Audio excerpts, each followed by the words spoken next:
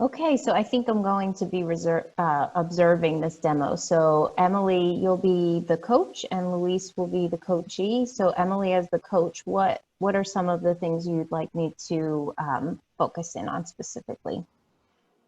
I think for me, just the validating is a big one. I want to make sure I'm doing that. And then also my open-ended questions, if I ask them, if they just seem like they, make sense, I guess that would mean they'd be based on my deep listening. So yeah, so probably those three: the deep listening, self-management, the questions, and the validating.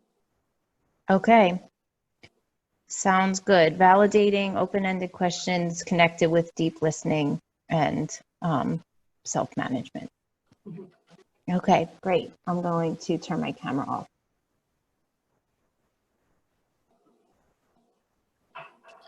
Okay, and so I will be the PCV, and I'm going to be talking to Emily about scenario one, being a PCV who looks very similar to a host country national. All right. Well, hi, Luis. Thanks for coming in. I saw you had some comments on your BRS. Maybe you were having some struggles or just some situations coming up. So thanks for making time for our check-in. How are things going?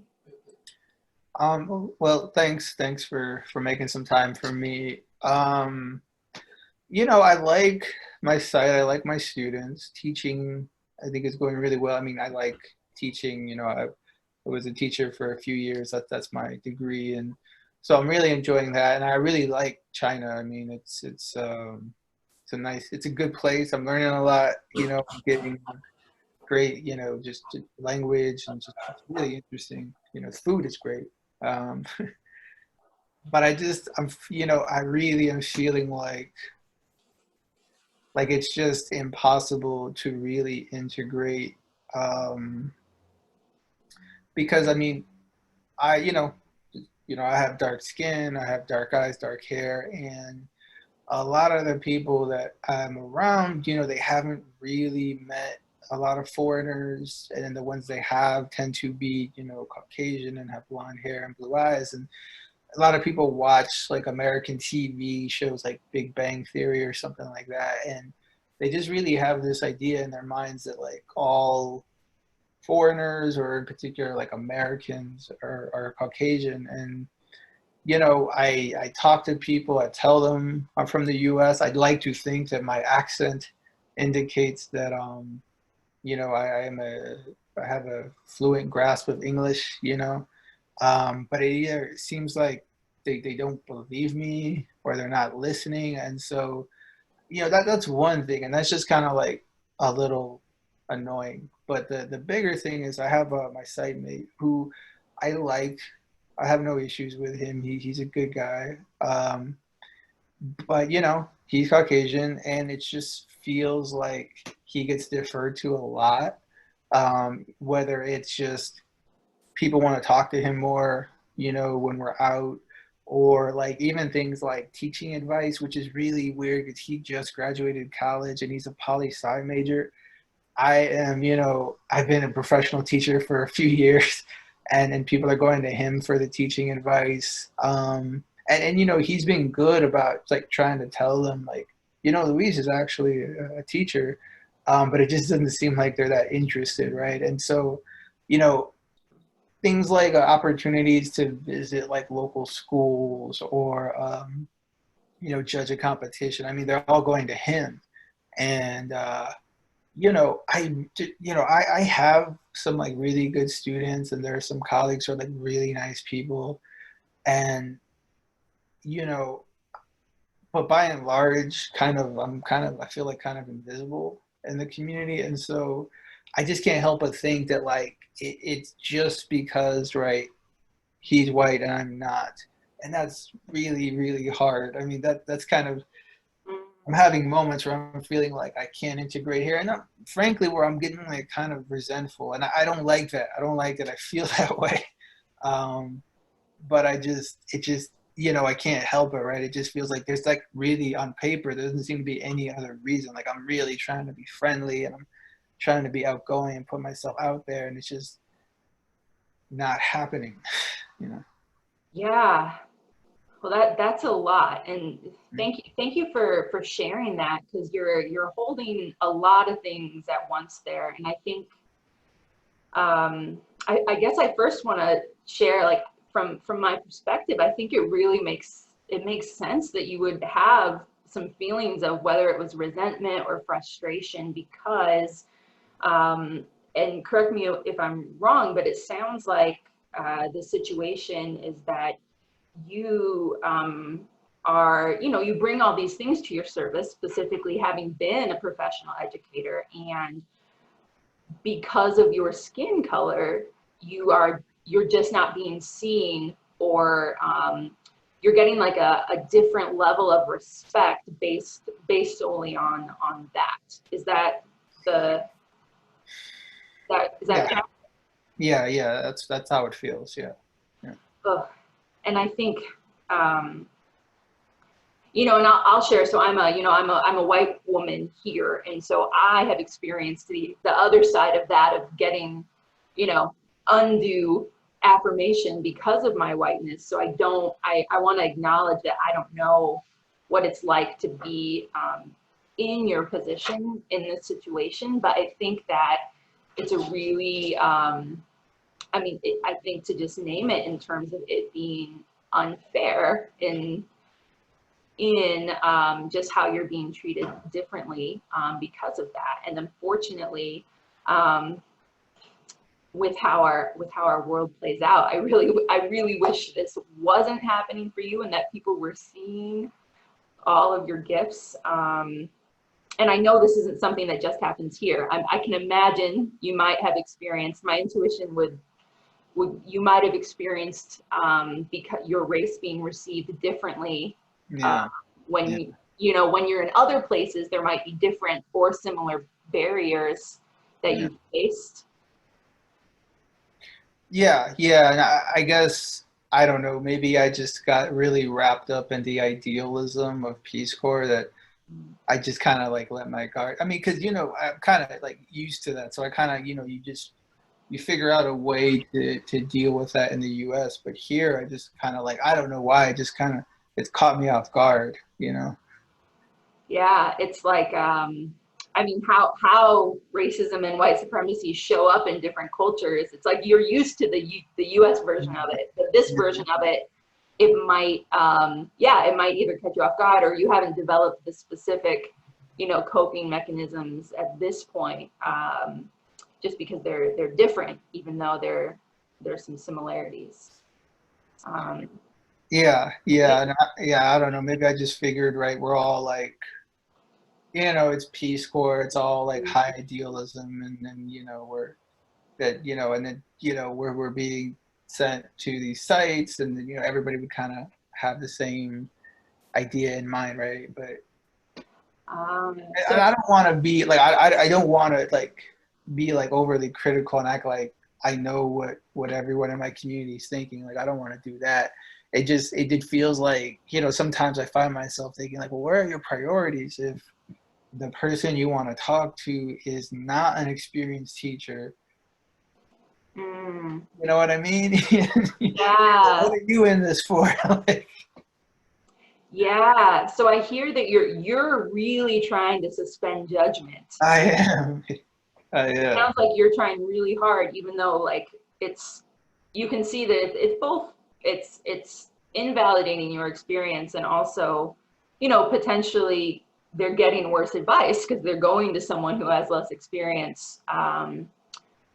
Yeah, and you know, and hey, Not worse advice per so se. be it for him, right? Yeah, because I mean, he's trying. I got no issue. You know, I do think he's really genuinely making an effort. You know, and I wouldn't want it the other way where everyone was just like, well, you're a teacher and he isn't, so let's not, no one talk to him. Like I wouldn't want it that way either, because I do think he's a really intelligent person. And he has his own experience and perspective to share. I just kind of wish it was a little more like, people would kind of say, like, hey, we both have that, right? And I understand if you don't solely want to talk to a volunteer just to work on grammar or something. I get that. Like, it's not the only reason, we're here. So I get why, there's topics that people would be interested in talking with him about. But, in terms of just in general, I guess I didn't come here expecting that, like, there'd be like a lot of people. Like, I didn't think that I would like make a bunch of friends. I mean, I figured just like anywhere in the world, right? Maybe you can make a few good friends, and that's all you need. It just, I guess, after I saw so much attention and just, go towards him and for the reasons that I think it is, that's like got me feeling like, well, what, Yeah.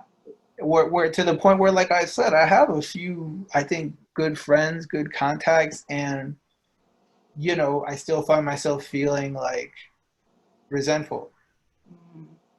Well, and I mean, and it sounds like, I mean, it hurts, I would imagine. I don't know if that's Yeah, yeah. because I think, and I guess I want to maybe circle back to how you were saying, like with Peace Corps, maybe you didn't expect this form of, being treated a certain way because of your race. Like maybe you had a different expectation, and now Yeah. what's happening hurts in and of itself, but also because maybe you thought it wasn't going to happen, it like hurts even, I don't know, doubly, or it just hurts in a different way. Yeah, yeah. And the other thing that comes to mind as I hear you say that is like, if this was the US, I would just like, if I encountered people like that, I mean, for the most part, I can just sort of not deal with those people in the US, right? I mean, sometimes you have to, right? Sometimes it's like in the workplace or some other part of your life, and you just kind of have to deal with that. But by and large, right, I can just kind of, put those people to the side. And it's like here, because it's so much of our work is about being out there and being visible, it's like I'm just kind of opening myself up to it like every day. Yeah, you're kind of, it's part of your service is to connect with people, even if those people, in another circumstance, you could kind of protect yourself a little bit Yeah. more. But here you feel like this, yeah, that's really hard. So I think I want to thank you for sharing that dynamic, and I will share that it's just a really, unfortunately, it's a really hard dynamic that a lot of volunteers do have to deal with, and it sounds like you're really dealing with it, and you're trying to suspend judgment. I want to affirm that you are really like trying to do the best. It sounds like you really are, and you're acknowledging the different perspectives. I'm not sure if in this situation, if it's helpful just to kind of like talk about the situation more, if you want to talk about like what it feels like, or we could do more of like a coaching conversation if you feel ready for it, where we could kind of explore your options and kind of think of, that's a little bit more of a looking towards next steps, but Yeah. what feels right for you. We don't have to do that, but we could. I mean, it's interesting that you say options because I didn't think I had any, So I'm kind of curious actually, what options might be there. I mean, because it feels like options, like for what? To end discrimination, uh, or end, preference, right? But I think, I'm curious because I kind of know how I feel, right? And I can go on about it for a long time. So I do, I would love to see, right, what we can explore. Yeah. Okay. Well, yeah, so in terms of, when I say options, I'm thinking about like, so what are your options Okay. in this situation in terms of how you want to move forward. Do you want to, you know, kind of grin and bear it moving forward? There is the option of, you know, what options do you think are there for you? I think if I might, you know, I think I might, you might have almost said there's the option of me quitting, which, you know, it's crossed my mind. I don't want to do that. I really don't want to do that. I can't say that it hasn't crossed my mind though, but I don't want to, and I don't feel like I'm on the verge at all of doing that. But what I also don't like, right, that I feel coming up is this like resentment and this kind of anger. Like I don't like that that's how I feel about, right, people in this community, right? Because I don't want, I want to be, you know, I want to do what we do here. I want to be open. I want to, you know, be welcoming. And I just kind of, this, I have to kind of fight myself to not close off, you know? Yeah, that makes sense. So it sounds like the options that, so you don't want to ET. No, I And know. currently you are, when you're feeling resentment or anger, currently you're kind of trying to fight yourself and stop yourself from feeling it because you feel like you shouldn't be feeling it, or you feel bad about feeling it. Yeah, yeah. And I guess maybe if I just, you know, to be honest with you, I've had a conversation or two with some of my students who I'm closer with, and I've kind of brought this up, and they just, you know, I don't mean to be critical of them, but they don't quite get it, right? It doesn't, you know, and so they'll just say things to me like, oh, you know, people are just shy, you know, they would like to talk to you, but they're afraid that their English isn't good. And, you know, and I try to point out, but like, they're all going to, you know, him. And, you know, even one time somebody said, well, you know, he's very handsome and charming. And I'm just kind of, I felt myself wanting to be like, what does that have to do with anything, you know?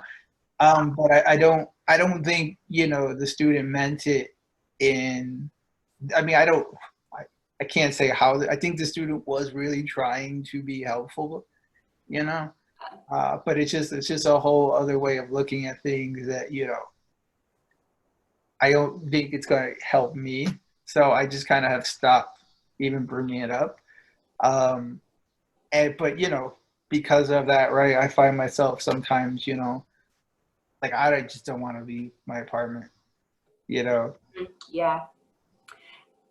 Yeah. And I think I want to, I guess, name that dynamic there that it sounds like you're really experiencing is that a lot of times, you know, when there is, you know, dynamics of bias at play, it might be that the volunteer who is white is, you know, people are more likely to assume or find them all these positive qualities because of their own biases. And you're wondering, like, what is my role in this in terms of like trying to navigate this. And so I do think that that's a very, you know, real situation. And, you know, I'm not trying to rate either of you on the, what was it, the handsome and charming scale. Yeah, yeah.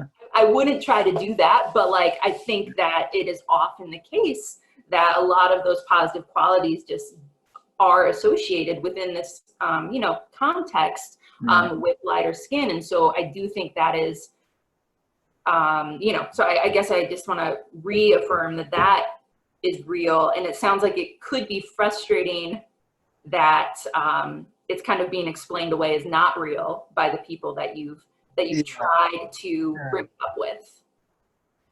Yeah, or, you know, and then the implication is like, well, I even hate that I entertain the implication. So it's the implication that I'm not handsome or charming, but it's like, what does that even matter, right? Like, you know, and I wouldn't normally, something like that wouldn't normally bother me, except like, I feel like in this context, right, well, I guess if that's what you value, right, if that's what the community values, or at least the students, or sometimes it feels like the teachers too, if that's what you value and I'm not it, like, I think like, yeah, what is my place here, right? I thought it was to be a teacher, and I thought it was my experience and knowledge and my desire to learn and help, you know?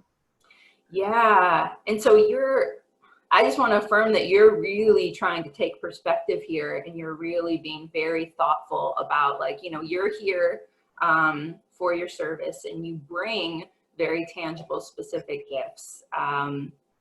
You don't have control over what the community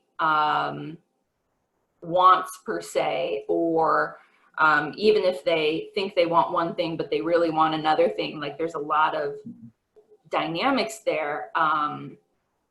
So I think you're being really thoughtful and thinking about how to, I don't know, meet the community or whoever they are where they're at. But at the same time, I do think even in terms of, you know, going back to the Peace Corps work in country, that there has been an identified need somewhere for, you know, trained people with your skill set. And so I know that sometimes it can, especially when it's not being seen, that can be really demoralizing. I'm wondering if there's something and I do think, because you shared earlier that sense of feeling invisible, as well as I'm wondering, in terms of when you feel that way, if there are any other options, just for you to maybe not necessarily make people who aren't necessarily understand, but ways that you can feel visible, whether it's to yourself or feel, you know, knowing of the skills you bring, or I guess I'm asking if there's a support system for you or strategies that would help you, that would make it a little, just, I don't know if we could make it a little less painful, given that it is probably going to be painful moving forward. But if there's something that I can do or someone can do or that you can do. Do you have any ideas? I mean, with respect to support system, I mean, you know, I guess hearing you say that, it makes me think about the fact that, like, I haven't tapped into it because I kind of was like trying to dive head first, right? You know? And so, like, with the exception of my site mate, I don't talk much to like other, you know, PCVs. And, you know, I talk to my mom, you know, pretty regularly because, you know, I should do that, but I haven't really made it a point to like be connected to my friends or family back home, which could be helpful, right? I just was like realizing like I haven't really done that. You you asked a question about like being visible, being seen, and I'm wondering, I've had some ideas about like projects or like activities like because, you know, it's a campus and then there's like clubs and stuff, and I've had some ideas about like things I might be able to do, like projects I might be able to start where maybe I can, you know, be more, I feel like more in my wheelhouse, you know, and just kind of like, if you're coming to this, you're going to be interested in the thing that I can like, you know, share. So it'll be more of you know, it'll be more about the work, I guess, you know. Yeah, and I do want to acknowledge there that, you know, because of the barriers you're facing, you're kind of having to be extra creative and put in extra effort just to kind of make those connections. And so I do want to acknowledge just that effort and work that you're putting in there, in terms of yeah, because I think in terms of, you know, at the beginning of our conversation, you said something like it felt almost impossible to integrate. And I think that you've clearly got a lot of creative ideas and things maybe still, you know, to try.